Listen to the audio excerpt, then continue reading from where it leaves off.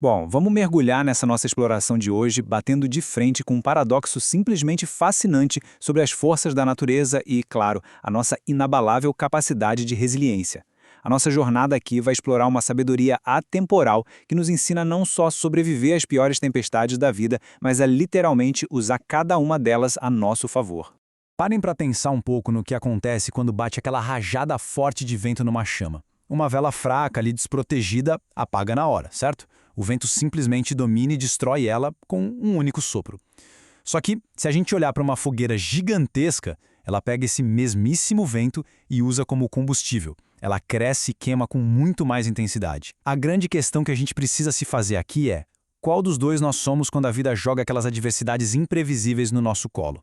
E é exatamente aí que entra a sacada genial do antigo estoicismo. Como o imperador romano Marco Aurélio escreveu nas suas Meditações, o fogo ardente transforma em chama e claridade tudo que é atirado nele. A ideia central dessa escola de pensamento milenar é nos ensinar a ser exatamente como esse fogo intenso. A gente não vai se esconder do mundo, mas sim pegar os inevitáveis obstáculos e as frustrações da vida e jogar tudo na fogueira, transformando isso no combustível para nos tornarmos versões ainda melhores de nós mesmos. Seção 1. O fogo e o vento. Vamos entender rapidinho como essa sabedoria antiga entrega um método incrivelmente prático para quem busca verdadeira resiliência emocional hoje em dia. Seção 2. A promessa do estoicismo. E já adianto, gente, o objetivo aqui não é virar uma estátua de gelo, sem emoções, que só aguenta tudo calada. Muito pelo contrário. Estamos falando de uma disciplina mental super dinâmica e ativa. Como os antigos mestres diziam, a arte de viver se parece muito mais com a luta greco-romana do que com uma dança. Porque a gente tem que estar sempre com a base forte, pronto para os golpes que não conseguimos prever. O que é super interessante de notar é como aquele grande mito da frieza estoica cai por terra. A realidade não tem nada a ver com ser um robô reprimindo sentimentos. Na verdade, a abordagem é a de um verdadeiro guerreiro da mente. A gente reconhece o lobo selvagem das emoções negativas. Sabe? Aquele medo irracional, a raiva que paralisa. O sentimento tá lá, o lobo rosna, mas a mente bem treinada se recusa a ser escrava dele. A gente escolhe domar e redirecionar essa força toda. O filósofo Sêneca fez uma observação brilhante sobre a natureza que ilustra isso na perfeição. Ele notou que uma árvore nunca vai ficar robusta e criar raízes profundas se crescer super protegida num vale ensolarado. Não tem jeito, é o constante balançar dos ventos fortes que obriga a árvore a fincar as raízes com força no chão.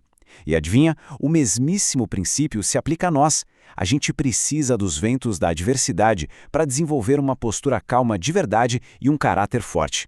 Seção 3. O triângulo da felicidade.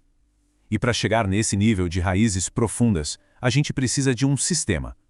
Vamos olhar agora para a estrutura lógica que os estoicos usavam para mapear uma vida genuinamente boa. O alicerce de tudo isso é uma palavrinha grega fundamental, eudaimonia. A galera costuma traduzir só como felicidade, mas o buraco é bem mais embaixo. Não é uma alegria passageira ou um simples bom humor do momento. É o objetivo de vida definitivo. Um fluxo de vida contínuo, onde a gente prospera de verdade diante de absolutamente qualquer coisa que a vida nos atire. E olha aqui, sensacional a tradução literal da palavra. Quebrando o termo, a gente tem eu, que significa bom, e daimon, que é o nosso espírito interior, a nossa centelha inata de potencial. Ou seja, alcançar a eudaimonia é, no fundo, estar de bem com o nosso próprio espírito interior, vivendo em harmonia com quem fomos projetados para ser. Mas convenhamos, entre quem nós somos hoje e essa nossa versão ideal, quase sempre existe um espaço enorme, não é mesmo? É aí que entra o conceito de areté, que o pessoal traduz como virtude ou excelência. Areté é a prática ativa de tentar diminuir essa lacuna, a cada minuto do dia. Seja preso num trânsito horrível ou passando por uma perda super difícil, areté é aquele esforço contínuo de trazer à tona a melhor versão do nosso caráter. Tudo isso ganha vida quando a gente amarra os conceitos no triângulo da felicidade estoica. A tão desejada eudaimonia, ali no meio, só fica de pé em cima de dois pilares. O primeiro é a prática diária de viver com o areté, como a gente acabou de ver, e o segundo pilar, que é crucial, é assumir a responsabilidade total e absoluta apenas pelo que está no nosso controle e desapegar completamente do resto. Seção 4. Focando no controle. E isso nos leva direto para a ferramenta mental mais afiada de todo o arsenal estoico, a famosa dicotomia do controle. Afinal, é impossível ter uma vida fluida se a gente torrar a nossa energia brigando com realidades que não podemos mudar. Para entender isso bem, os antigos adoravam usar o arquétipo do arqueiro. Pensa bem, a pessoa com arco tem controle total do seu preparo. Puxar a corda, focar o olho no alvo, segurar a respiração. Mas no milésimo segundo que a flecha sai dos dedos dela, já era. O resultado não é mais dela. Pode bater uma rajada de vento ou o alvo se mexer. O verdadeiro mestre simplesmente foca 100% no processo e abraça o resultado final, seja ele qual for, sem grama.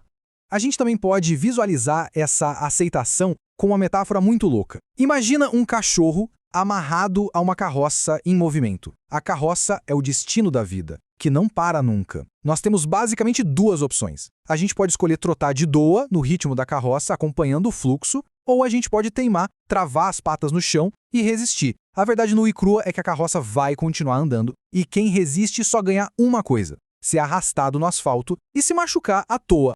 Seção 5. O obstáculo é o caminho.